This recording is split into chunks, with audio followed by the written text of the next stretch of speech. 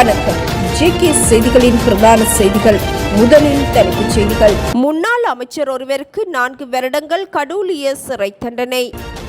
உணவகத்தில் ஏற்பட்ட தீ விபத்தில் சிக்கி 3 உயிரிழப்பு. வளிமண்டலவியல் திணைக்களத்தினால் சிவப்பு எச்சரிக்கை விடுப்பு. சுரேஷ் சாலவின் கண்களை தானம் செய்வது தொடர்பில் சட்டத்தரணிகளுக்கு அவசர அழைப்பு. பேருந்து கட்டணங்கள் 20% அதிகரிக்கப்படும் என அறிவிப்பு. பௌத்த சாசன சீரழிவு தொடர்பில் சட்ட திருத்தம் அவசியம் என மல்வத்து மகாநாயக்க தேரர் வலியுறுத்தல். சட்டமா அதிபர் குற்றப்புலனாய்வு பிரிவின் பணிப்பாளர்களை பழி தீர்ப்போம் என சாகர காரியவசம் சூளுரை. தமிழக முதல்வர் விஜய் தலைமையில் சிங்கப்பெண் சிறப்பு அதிரடிப்படை இன்று ஆரம்பம். ஊழல் குற்றச்சாட்டுகள் தொடர்பில் லஞ்ச ஒழிப்பு ஆணைக்குழுவினால் தாக்கல் செய்யப்பட்டிருந்த 4 வழக்குகளிலும் குற்றவாளியாக காணப்பட்ட முன்னாள் பிரதி அமைச்சர் சரண குணவர்த்தனவிற்கு ஒவ்வொரு வழக்கிற்கும் தலா 4 ஆண்டுகள் வீதம் கடூழிய சிறை தண்டனை விதித்து கொழும்பு மேல் நீதிமன்றம் தீர்ப்பளித்துள்ளது. இதற்கு மேலதிகமாக குறித்த வழக்குகளுக்காக சரண குணவர்த்தனவிற்கு 18 லட்சம் ரூபாய் அபராதமும் நீதிமன்றத்தினால் விதிக்கப்பட்டுள்ளது. வழக்கு விசாரணையின் பின்னர் கொழும்பு மேல் நீதிமன்ற நீதிபதி முகமது மிகாயில் இத்தீர்ப்பை அறிவித்துள்ளார். கடந்த 2006ஆம் ஆண்டு அபிவிருத்தி லொத்தர் சபையின் தலைவராக பணியாற்றிய காலத்தில் அந்நிறுவனத்திற்காக 3 வாகனங்களை வாடகை அடிப்படையில் பெற்றுக்கொண்ட போது அவற்றின் உரிமையாளர்களுக்கு சாதகமாக செயற்பட்டு அரசாங்கத்திற்கு நஷ்டத்தை ஏற்படுத்தியமை தொடர்பிலேயே லஞ்ச ஒழிப்பு ஆணைக்குழுவினால் சரண குணவர்த்தனவிற்கு எதிராக இந்த 4 வழக்குகளும் தாக்கல் செய்யப்பட்டிருந்தன. தீர்ப்பை அறிவித்து மேல் நீதிமன்ற நீதிபதி குறிப்பிடுகையில் பிரதிவாதிக்கு எதிராக லஞ்ச ஒழிப்பு ஆணைக்குழுவினால் சுமத்தப்பட்டிருந்த ஊழல் குற்றச்சாட்டுக்களை நியாயமான சந்தேகத்திற்கு அப்பால் முறைப்பாட்டாளர்கள் நிரூபித்துள்ளனர் என தெரிவித்துள்ளார். அரசு நிறுவனங்களில் இடம்பெறும் ஊழல்கள் நாட்டின் பொருளாதாரத்திற்கும் பாதிப்பை ஏற்படுத்துவதுடன் பொருளாதாரம் வங்குரோத்தடைவதற்கும் இத்தகைய செயல்கள் வழிவகுத்துள்ளதாக வழக்கின் தீர்ப்பில் குறிப்பிடப்பட்டுள்ளது. அரசு நிறுவனங்களில் இடம்பெறும் இவ்வாறான ஊழல் நடவடிக்கைகள் அந்நிறுவனங்கள் மீது மக்கள் வைத்துள்ள நம்பிக்கையை சீர்குலைக்க காரணமாக அமைவதாகவும் நீதிபதி இதன்போது சுட்டிக்காட்டினார். குறித்த பிரதிவாதிக்கு தண்டனை விதிக்கும் போது குற்றவியல் நடைமுறை சட்டக்கோவை எண் 303வது பிரிவின் கீழ் மென்போக்கை கையாளுமாறு பிரதிவாதி தரப்பு சட்டத்தரணி நீதிமன்றத்திடம் கோரிக்கை விடுத்திருந்தார். இருப்பினும் இக்குற்றத்தின் தன்மையை கருத்தில் கொள்ளும் போது அரசு நிறுவனங்களில் இடம்பெறும் ஊழல்களை ஊக்கமிழக்கச் செய்வதற்கு ஏதுவான வகையிலான தண்டனை ஒன்று வழங்க வேண்டுமெனவும் நீதிபதி இதன்போது தெரிவித்தார். தளவத்துகொட சந்திக்கு அருகில் உள்ள உணவகம் ஒன்றில் ஏற்பட்ட திடீர் தீ விபத்தில் காயமடைந்து வைத்தியசாலையில் அனுமதிக்கப்பட்டிருந்த 3 உயிரிழந்துள்ளனர். தீ விபத்தில் 3 காயமடைந்து கொழும்பு தேசிய வைத்தியசாலையில் அனுமதிக்கப்பட்டு சிகிச்சை பெற்று வந்த நிலையில் 3 சிகிச்சை பலனின்றி உயிரிழந்ததாக வைத்தியர்கள் தெரிவித்துள்ளனர். இன்று முற்பகல் குறித்த உணவகத்தில் தீ பரவியிருந்ததுடன் தீயை கட்டுப்படுத்துவதற்காக கோட்டை மாநகர சபைக்கு சொந்தமான 3 தீயணைப்பு வாகனங்கள் பணிகளில் ஈடுபடுத்தப்பட்டது. எரிவாயு கசிவு காரணமாக இத்தீ விபத்து ஏற்பட்டிருக்கலாம் என போலீசார் சந்தேகம் வெளியிட்டுள்ளனர். சம்பவம் தொடர்பாக தலங்கம்ம போலீசார் மேலதிக விசாரணைகளை முன்னெடுத்துள்ளனர். காங்கேசன் துறையிலிருந்து மன்னார் ஊடாக கட்புட்டி வரையான கடற்பரப்புகளில் பலத்த காற்று மற்றும் கொந்தளிப்பான கடல் குறித்த சிவப்பு எச்சரிக்கையை வளிமண்டலவியல் திணைக்களம் விடுத்துள்ளது. காங்கேசன் துறையிலிருந்து மன்னார் ஊடாக கட்புட்டி வரையான கடல் ஓரத்திற்கு அப்பாற்பட்ட கடற்பரப்புகளில் காற்றின் வேகமானது அவ்வப்போது மணித்தியாலத்திற்கு 60 முதல் 70 கிலோமீட்டர் வரை அதிகரிக்கக்கூடும் என்பதுடன் அக்கடற்பரப்புகள் அவ்வப்போது மிகவும் கொந்தளிப்பாக காணப்படும் எனவும் குறித்த அறிவித்தலில் தெரிவிக்கப்பட்டுள்ளது. எனவே அறிவித்தல் வரை குறித்த கடற்பகுதிகளுக்குள் செல்ல வேண்டாம் எனவும் கடல்சார் மற்றும் மீனவ சமூகங்கள் அறிவுறுத்தப்பட்டுள்ளனர். இதேவேளை திருகோணமலையிலிருந்து முல்லைத்தீவு ஊடாக காங்கேசன் துறை வரையும் கட்புட்டியிலிருந்து கொழும்பு காலி மற்றும் ஹம்மாந்தோட்டை ஊடாக பொத்துவில் வரையுமான கடலோரத்திற்கு அப்பாற்பட்ட கடற்பரப்புகளில் காற்றின் வேகமானது அவ்வப்போது மணித்தியாலத்திற்கு 50 முதல் 60 கிலோமீட்டர் வரை அதிகரிக்கக்கூடும் என்பதுடன் அக்கடற்பரப்புகள் அவ்வப்போது கொந்தளிப்பாக காணப்படும் எனவும் சுட்டிக்காட்டப்பட்டுள்ளது. மன்னாரில் இருந்து கொழும்பு காலி மற்றும் ஹம்பாந்தோட்டை ஊடாக பொத்துவில் வரையான கடலோரத்திற்கு அப்பாற்பட்ட கடற்பரப்புகளில் கடல் அலைகளின் உயரம் சுமார் 2.0 முதல் 2.5 மீட்டர் வரை உயரக்கூடிய சாத்தியங்கள் காணப்படுவதாகவும் வளிமண்டலவியல் திணைக்களம் அறிவித்துள்ளது. எவ்வாறாயினும் வளிமண்டலவியல் திணைக்களத்தினால் வெளியிடப்படும் எதிர்வரும் அறிவுறுத்தல்கள் குறித்து அவதானமாக செயற்படுமாறு மீனவ மற்றும் கடல்சார் சமூகத்தினர் அறிவுறுத்தப்பட்டுள்ளனர். கொழும்பு தேசிய வைத்தியசாலையில் அனுமதிக்கப்பட்டுள்ள போதிலும் தனது சாகும் வரையிலான உண்ணாவிரத போராட்டத்தில் மேஜர் ஜெனரல் சுரேஷ் சாலே உறுதியாக உள்ளதாகவும் இறுதி உயிலை எழுதுவதற்கும் தமது கண்களை தானம் செய்வதற்கும் அவர் தயாராகியுள்ளதாகவும் அவரது மனைவி மனோரி சாலே தெரிவித்துள்ளார். கொழும்பு தேசிய வைத்தியசாலையின் அவசர சிகிச்சை பிரிவில் அனுமதிக்கப்பட்டுள்ள தனது கணவரை நேற்று நேரில் சென்று பார்வையிட்டதன் பின்னர் ஊடகங்களுக்கு கருத்துரைக்கும் போதே அவர் இதனை குறிப்பிட்டார். ஒரு துளி தண்ணீர் கூட அருந்த மறுப்பதால் உடல்நிலை மிக மோசமடைந்துள்ளதுடன் இறுதி உயிலை எழுதுவதற்கும் தனது கண்களை தானம் செய்வதற்கும் சுரேஷ் சாலே தயாராகியுள்ளார். என் கணவரை நான் வைத்தியசாலைக்கு சென்று பார்த்தேன். ஆனால் பாதுகாப்பு காரணங்களை கூறி அவரை நெருங்குவதற்கு எனக்கு அனுமதி வழங்கப்படவில்லை. தூரத்தில் இருந்து பார்த்தபோது அவரது நிலைமை கவலைக்கிடமாக உள்ளது என்பதை அறிந்து கொண்டேன். கடந்த 2 நாட்களாக அவர் எதையும் சாப்பிடவில்லை. ஒரு துளி தண்ணீர் கூட அருந்தவில்லை. இதனால் அவரது உடல் கடுமையான நீரிழப்பிற்கு உள்ளாகியுள்ளது. தற்போது 2 கைகளிலும் சேலை நேற்றப்பட்டுள்ளது. தீவிர மருத்துவ பரிசோதனைகளும் மேற்கொள்ளப்பட்டுள்ளன. இவ்வாறானதொரு நேர்மையான மனிதருக்கு இப்படியொரு நிலைமை ஏற்பட்டுள்ளதை கொண்டு குடும்பத்தினராகிய நாம் மிகவும் வேதனை அடைகின்றோம். வைத்தியர்கள் தற்போது அவருக்கு தீவிர சிகிச்சை அளித்து வருகின்றனர். எனினும் அவர் கடுமையான மன உளைச்சலில் உள்ளதால் தனக்கு வழங்கப்படும் சிகிச்சைகள் அனைத்தையும் ஆரம்பத்தில் இருந்து நிராகரித்து வந்தார். நேற்று காலையில் கூட அவரால் சுய நினைவோடு எழுந்து நிற்க முடியாத சூழல் காணப்பட்டது. நாங்கள் எவ்வளவோ எடுத்து கூறியும் தற்போதைய அரசியல் பழிவாங்கல்களுக்கு எதிராக தான் ஆரம்பித்துள்ள உண்ணாவிரத போராட்டத்தை கைவிடுவதற்கு அவர் சம்மதிக்கவில்லை. சாகும் வரை இப்போராட்டத்தை தொடர்வதிலேயே அவர் உறுதியாக உள்ளார். இதனால் தான் இறந்த பின்னர் தனது கண்களை தானம் செய்வதற்கும் இறுதி உயிலை எழுதுவதற்கும் தனது சட்டத்தரணியை உடனே வைத்தியசாலைக்கு வருமாறு அவர் அவசரமாக அழைத்துள்ளார். தற்போது அவரது நிலைமை மோசமாக இருப்பதனாலேயே ஆயுதம் தாங்கிய விசேட அதிரடிப்படையினரின் பலத்த பாதுகாப்பு வழங்கப்பட்டு அவர் தனியாக வைக்கப்பட்டுள்ளார் எனவும் சுரேஷ் சாலேவின் மனைவி மனோரி சாலே தெரிவித்துள்ளார். கொழும்பில் உள்ள 27 அடுக்குமாடி குடியிருப்புகள் நரகங்களாக காணப்படுவதாக நகர அபிவிருத்தி பிரதி அமைச்சர் இரங்க குணசேகர தெரிவித்துள்ளார். நாடாளுமன்றில் இன்று உரையாற்றும் போதே அவர் இதனை குறிப்பிட்டார்.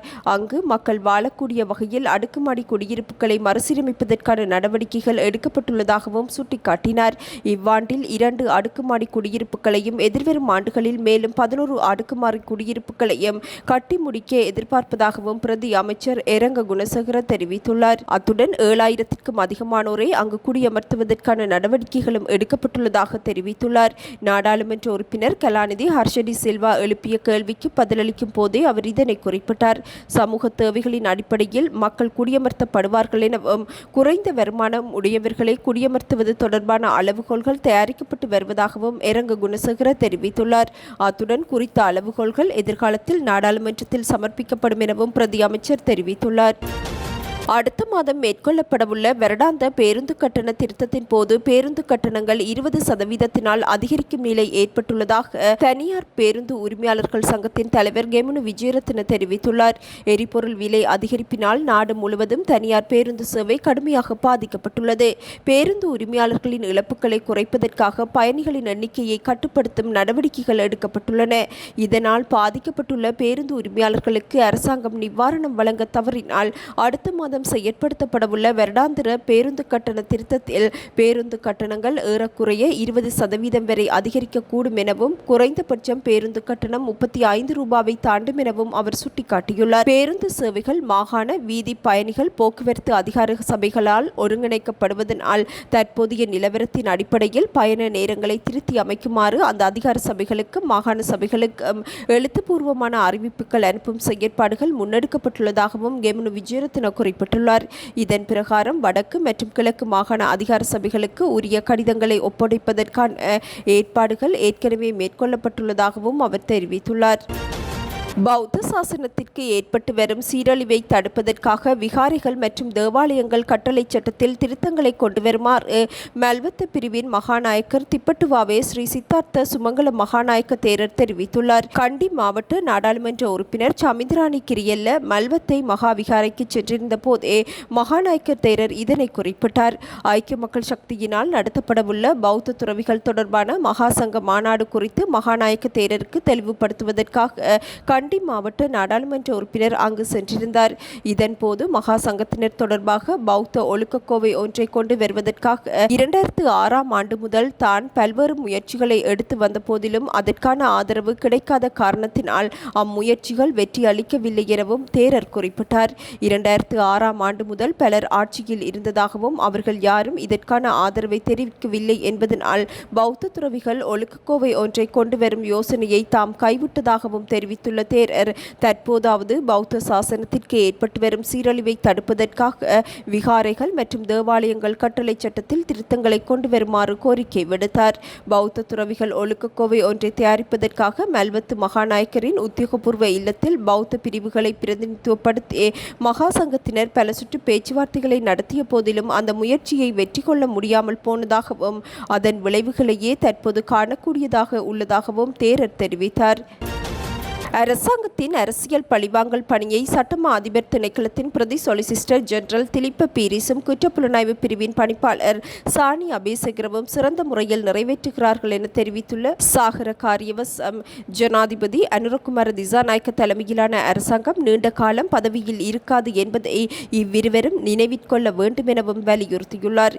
ஸ்ரீலங்கா பொதுஜன பெரமுனவின் காரியாலயத்தில் நேற்று நடைபெற்ற ஊடக சந்திப்பின் போதே அவர் இதனை குறிப்பிட்டார். பயங்கரவாத தடை சட்டத்தின் கீழ் கைது செய்யப்பட்டுள்ள அரசு புலனாய்வு பிரிவின் முன்னாள் பிரதானி சுரேஷ் சாலே நாட்டுக்காக போராடியவர். நாட்டின் ஒற்றையாட்சியை பாதுகாக்க அர்ப்பணிப்புடன் செயற்பட்டார். இந்த அரசாங்கம் இராணுவத்தினருக்கும் ஒற்றையாட்சிக்கும் எதிராக செயற்படுகின்றது. உயிர்த்த ஞாயிறு குண்டு தாக்குதல்கள் தொடர்பில் பக்கச்சார்பற்ற விசாரணைகள் இடம்பெற வேண்டும். உண்மை வெளிப்படுத்தப்பட வேண்டும் என்பதில் எவ்வித மாற்று கருத்துக்களும் கிடையாது. எனினும் விசாரணைகள் சித்திரவதையாக அமையக்கூடாது. அரசியல் நோக்கத்தை அடிப்படையாக கொண்டு சுரேஷ் சாலே பயங்கரவாத தடை சட்டத்தின் கீழ் கைது செய்யப்பட்டுள்ளார். தொடர்ந்தும் தடுப்பு காவலில் வைக்கப்பட்டுள்ளார்.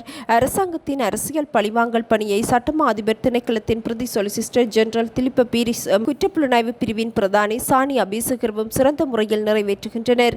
ஜனாதிபதி அனுரகுமார திசாநாயக்க தலைமையிலான அரசாங்கம் அதிக காலம் ஆட்சியில் இருக்காது என்பதை சானி அபேசகரவும் திலிப்ப பீரிஸும் நினைவில் கொள்ள வேண்டும்.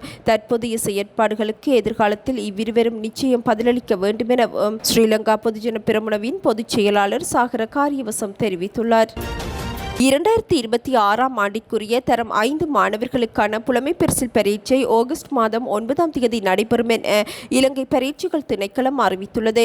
இதற்கமைய பரீட்சையின் 2ஆம் பகுதி வினாத்தாள் அன்றைய தினம் முற்பகல் 9:30 மணி முதல் 10:45 மணி வரை நடாத்தப்படும்.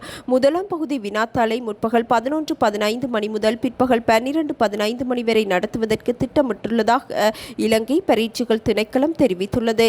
இதேவேளை 2026ஆம் ஆண்டிற்கு கல்வி பொதுத்தராதர உயர்தர பரீட்சை ஆகஸ்ட் மாதம் 10ஆம் தேதி ஆரம்பமாகும் என இலங்கை பரீட்சை திணைக்களம் அறிவித்துள்ளது. அத்துடன் குறித்த பரீட்சைகள் செப்டம்பர் மாதம் 2ஆம் தேதி வரை நடைபெறும் என திணைக்களம் அறிவித்துள்ளது. உயர்தர பரீட்சைக்கான கால அட்டவணைகள் அனைத்தும் பரீட்சை திணைக்களத்தினால் அந்தந்த பாடசாலைகளுக்கு அனுப்பி வைக்கப்பட்டுள்ளமையும் குறிப்பிடத்தக்கது.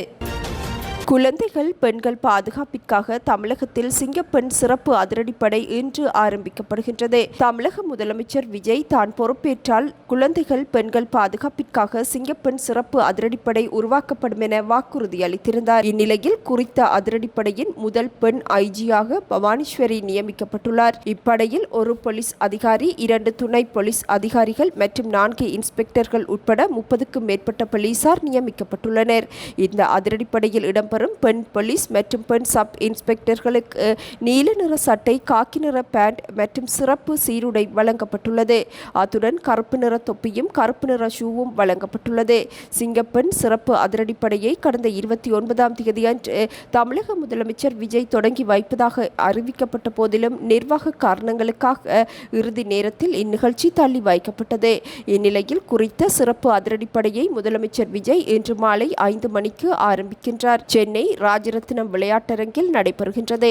சென்னையில் இத்திட்டத்தை முதலமைச்சர் தொடங்கி வைத்தவுடன் ஒவ்வொரு மாவட்டத்திலும் சிங்கப்பெண் சிறப்பு அதிரடிப்படை போலீசார் தமது பணியை ஆரம்பிப்பார்கள் எனவும் அறிவிக்கப்பட்டுள்ளது. இத்துடன் இன்று எமது பிரதான செய்திகள் நிறைவடைகின்றன. நமது அடுத்த பிரதான செய்திகளை நாளை எதிர்பாருங்கள். வணக்கம்.